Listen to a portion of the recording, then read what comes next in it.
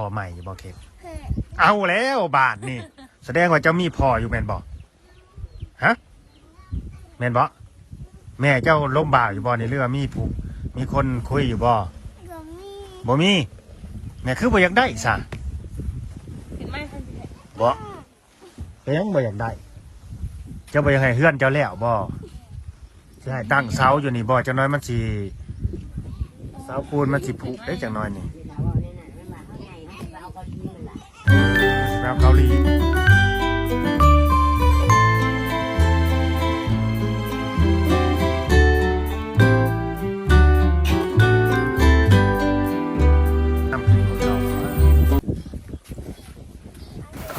แม่นบ่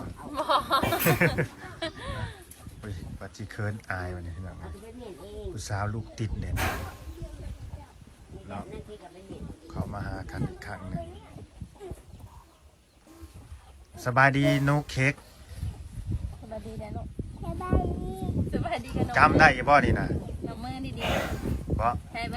เค้กพังลุงสิถามอยากได้พ่อใหม่บ่เค้กเอาแล้วบาทนี่แสดงว่าเจ้ามีพ่ออยู่แม่นบ่ฮะแม่นบ่แม่เจ้าล้มบ่าวอยู่บ่ในเรื่องมีผู้มีคนคุยอยู่บ่บ่มีแม่คือบ่อยากได้ซะเห็นไหมท่านสิแท้บ่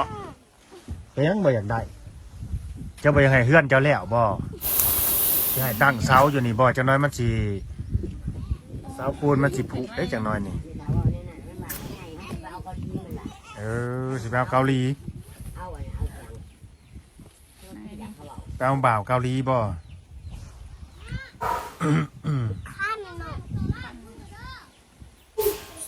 โอเคอยู่บ่อยในสภาพชีวิตจิตใจนะโอเคว่าบ่สบายอ่ะสันเบิ่งคนคือตุ้ยพี่มีพญาอยู่มีเรื่องยังบ่ให้สบายใจนะมันหนาวจังมื้ออะไรนี่อยู่นี่หากระหนาวเมื่อคืนนี่นะลมเมื่อวานเมื่อก่อนยังแดดจนจะเป็นลมกันเนาะน้องแป้งคนนี่ซื้อเค้กเนี่ยเนาะนางคื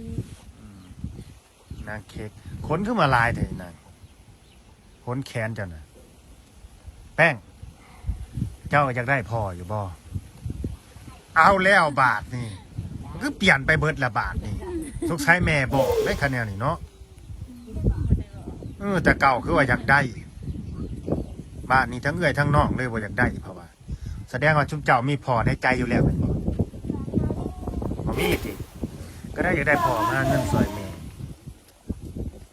เห็ดเฮือนงามๆซื้อสูตรงามๆใส่เมาติแม่ได้ซะบ่อยากได้พ่อใหม่ให้ลูกบ่เป็นอย่างเอาเหตุผลบอกเหตุผลมาแน่ FC ข่อยสิได้ฮู้นำ บ่อยากได้เป็นอย่างเป็นหยังหรือว่าเจ้าเจ็บบ่จะเจ็บบ่จะย่านมันแบบว่าเจอเหตุการณ์เดิมๆซ้ำๆบ่จักสิประมาณนะจังบ่มั่นใจแบบว่าบ่อยากลงเอยกับไผอีกนะจะคิดว่าในชีวิตนี่เจ้าสิบ่มีอีกแม่นบ่สาวนี้คือว่าเบิ่งดูตรงๆหรือว่าเขายังบ่ฮู้บ่มั่นใจนั่งบ่ฮู้มันเพราะว่าตอนนี้เฮาอยู่ได้แม่นบ่อยู่ได้เฮาอยู่ได้แล้วก็เฮาพึ่งพาตัวเองได้เฮาประคองตัวเฮาได้เจ้าจังบ่อยากต้องการแบบว่าไผสักคนนี่นะที่ว่ามาอยู่เคียงข้างแล้วก็มาเฮ็ดมาสร้างกับเจ้าหั่นนะแต่เก่าคนเฮาก็อยากมีผู้นำครอบครัวล่ะวะเนาะอันนี้เจ้าเพราะว่ายังบ่พร้อมว่าซั่นพี่น้องเอ้ยยังบ่อยากมีแล้วว่ะหรือว่าเรา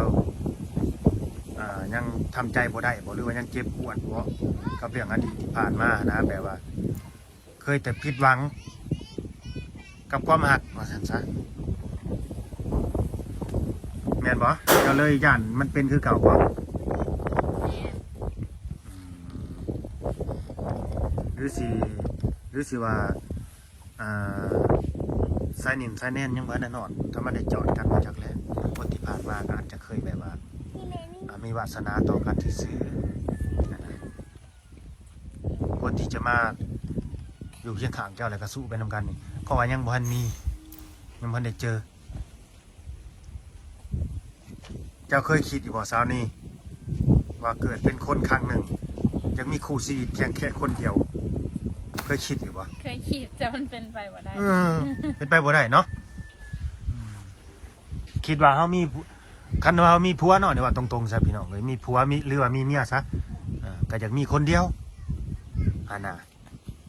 เคยคิดอยู่ว่าแบบนี้ ก็คิด ตอนหักกันใหม่ๆเนาะคิดแบบนั้นแม่น มั บ่ นเป็นไปบ่ได้เราก็ต้องยอมรับความจริง แม่นตอนหักตอนแพงกันใหม่ๆนี่ก็คิดแบบนั้นอันน่ะ นั่น แต่ว่ามันเป็นเรื่องของธรรมชาติและก็เรื่องของอนาคตบ่มีไผสิส่องเห็นและก็สิฟื้นได้จะเสือบ่เสืออยู่บ่ สิเฮ็ดหยังก็สิกินนมแม่ซะบ่ จะเสืออยู่บ่สานี เสื้อ เสือเรื่องเขาเรียกว่าบุญวาสนานี่จะเสืออยู่ เจ้าบ่ฮู้ เอาต่อให้มากให้หักกันซำใดคันว่าบ่แม่นเนื้อคู่มันก็อยู่นํกันบ่ได้อะนะ ก็แม่น มันก็ต้องมีแนวมาผัดผ่านเขาจากกัน เสื้ออยู่บ่ เสื้อ เดี๋ยวเจ้าเสื้ออยู่บ่ว่าคนเก่าจะสิกลับมาบ่เสื้อบ่มีทางเป็นไปเลยเอาบ่แน่ได้ในเมื่อเจ้ายังบ่ได้มีไผนั่นนี่อาจจะกลับมาก็มีเด้บางทีเขาก็ว่าเนาะเจ้าคือบ่มีไผจักเทื่อจะรอคอยบ่อหยังประมาณนี้ก็มีเด้ฐานไฟเก่านะมันติดง่ายเด้มันจุดแล้วมันติดง่ายเด้เข้าใจบ่เชื่อบ่ ฐานไฟเก่านี่มันจุดติดง่ายกว่าฐานไฟใหม่เด้พี่น้องเลยเขาคิดว่าดอกในความคิดของเขาอันนี้เนาะแต่ชีวิตจริงมันก็บ่แน่คือกันพี่น้องเลยแล้วบางคนก็ชีวิตจริงบางคนแบบว่ามันเปิดมันหน่ายมันเบื่อแล้วมันก็ยากคือกันแม่นบ่เป็นได้คนที่คุยอยู่กับมือนี่เลิกคุยแล้วบ่บ่ได้คุยคือได้ยินว่าคุยเปล่าเกาหลีไปเจ้าก็บ่ธรรมดาเด้อบ่แม่นอีหลีซะบ่ เศร้าคุยแล้ว เศร้าคุยแหละเจ้าบัดแห่งโกอินเตอร์เนาะเมื่อก่อนคุยหนุ่มไทยกระโดดขาดฮอดเกาหลีละบาดนี้ คนเราพูดกันแหละบ่ได้เกี่ยว ก็แม่นแหละหักกันดีกว่าสั่งกันเลยเจ้าก็หักไปหลายๆบ่อนหลายๆคนในที่เนาะมันก็ดีกับชีวิตนั่นเลยล่ะ ก็คุยไปแบบ มันเงียบหูเลย เคยมีคนใหม่ความหวังหยังเจ้าบ่ล่ะบ่มีบ่คิดว่าข่อยข่อยอยากไปสร้างไปสากับเจ้านี่บ่มีติจะไปอยู่เคียงข้างเจ้าข่อยกำลังใจเจ้ามีหยังก็หาไปนำกันเฮ็ดไปนำกันสู้ไปนำกันอย่างนี้บ่มีบ่มีบ่ว่าอ้ายสิดูแลเจ้าเองเด้อกับลูกตัวนี้แห่งไกลบ่ บ่มี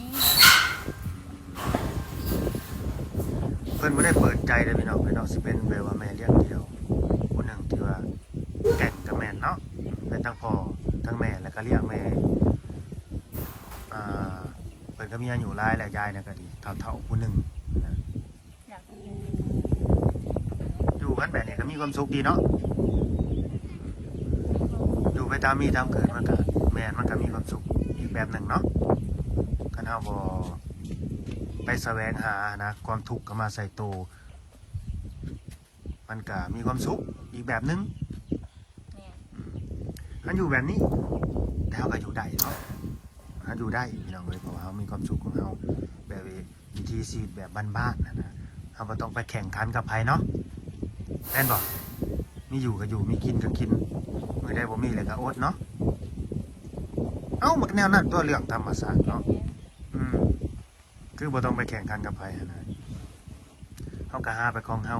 ถ้ามีตามเกิดมือได้ก็เอามือบ่ได้ก็อย่าความมักชีวิตแบบเจ้านี่แหละ อยู่แบบบ้านๆเนาะ แม่นอยู่แบบบ้าน ก็มี งานกับบ้าน ๆมีความสุขอีกแบบหนึ่งแต่เจ้าก็สาวนี้ จะก็ก็คิดเห็นอกเห็นใจลูกนะเด้อ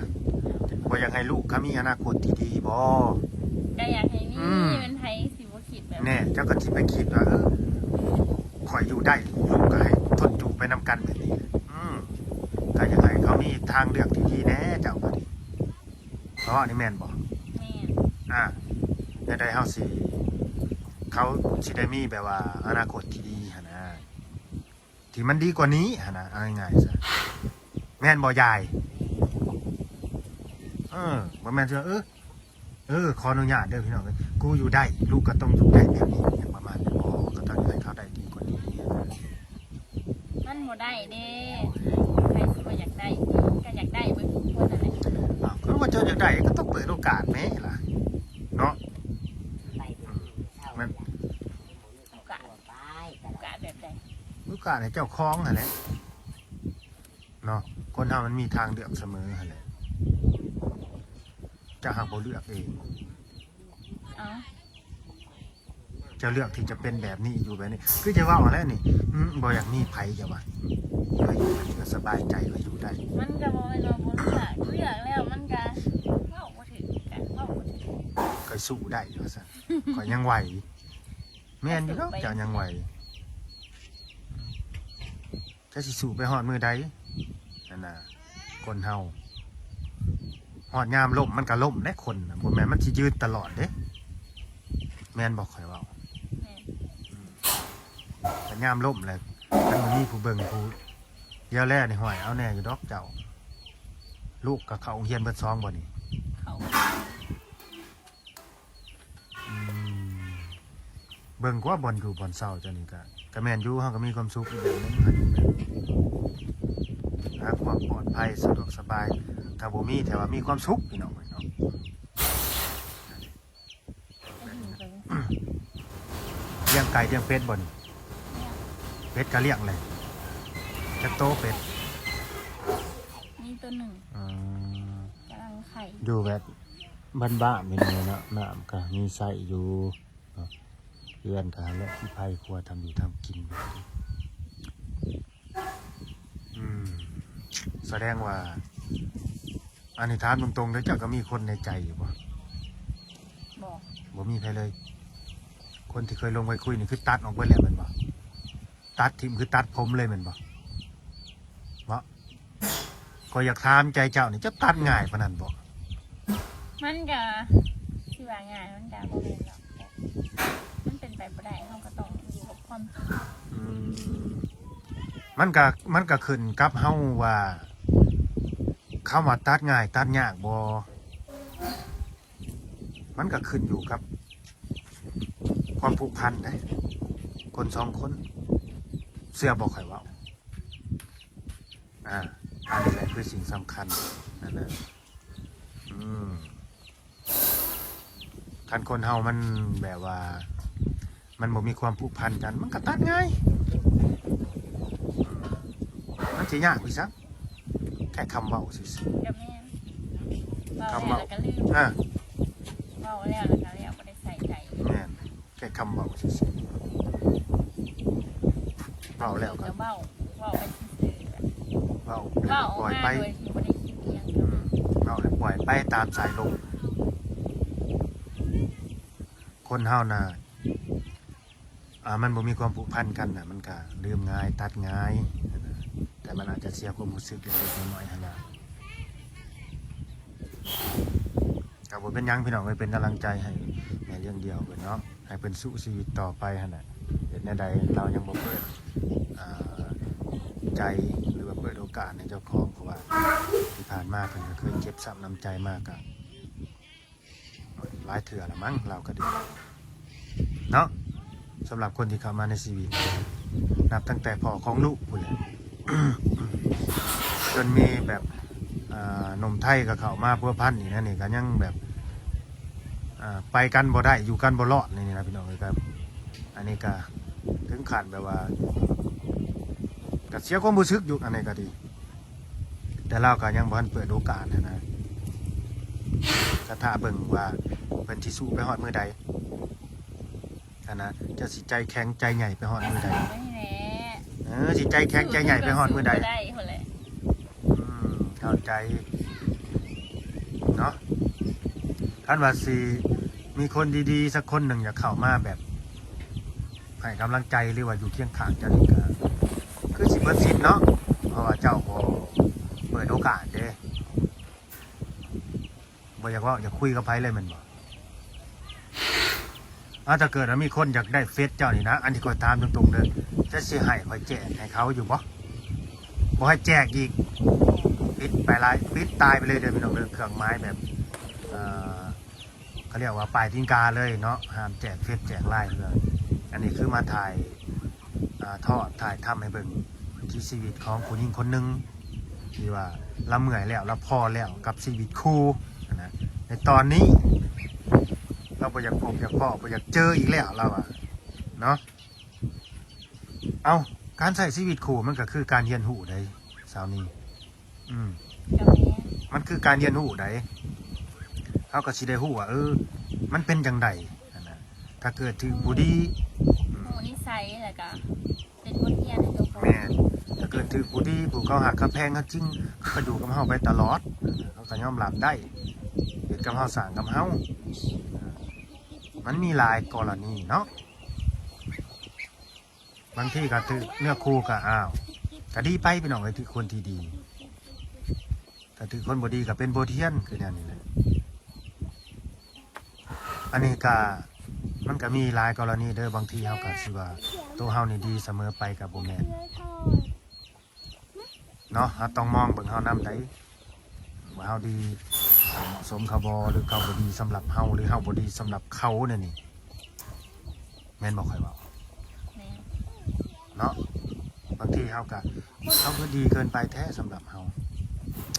นี่มันบ่ดีสำหรับเขาถ้าเป็นเจ้าจะสิหาทางออกบ่สาวนี่แบบนี้หรือสิยอมเปลี่ยนแปลงเจ้าของเพื่อให้มันดีกับเขาเนี่ยนี่ เป็นแบบเจ้าของเป็นดีแล้ว เป็นแบบที่เจ้าของเป็นดีแล้ว ถ้าเฮาหักเฮาพอสิหลับบ่ได้ อืม ถ้าหลับบ่ได้ก็เฮาสิไปเปลี่ยนตัวเองเพื่อคนอื่นไม่ได้ ยากเนาะเปลี่ยนตัวเองเพื่อคนอื่นมันยาก คนเฮาสิไปเปลี่ยนนิสัยเขามันก็บ่ได้เฮาบ่มักแบบนั้นแบบนี้ที่เขาเป็นเฮาก็เฮ็ดบ่ได้ดอกสิไปเปลี่ยนนิสัยคน แต่เขาขอเขานี่สิได้บ่ลองขอ ก็แล้วแต่ ว่าเขาสิเฮ็ดได้บ่ เขาสิเฮ็ดได้ว่าถ้าเฮาแบบคนเขาหักเขาก็ยอมเฮ็ดเพื่อ โดยแม่นอันนี้คือเรื่องจริง ถ้าเขาบ่หักเขาก็บ่เฮ็ด แม่นคือเรื่องจริงบ้านนี้ในกรณีสิ่งที่เขาบ่มักเฮาเขาขอให้เฮานี่เปลี่ยนนะเพื่อเขาได้บ่เป็นเจ้าสิเฮ็ดได้บ่สมมุติ เปลี่ยนแบบใด เอาคือบ่มักเขาบ่มักในสิ่งที่เฮาเป็น เพราะว่าในสิ่งที่เฮาเป็น อืม แต่บ่มักแบบใด คือเฮาเป็นแบบได้เป็นคนเฮาแต่ใจนั่น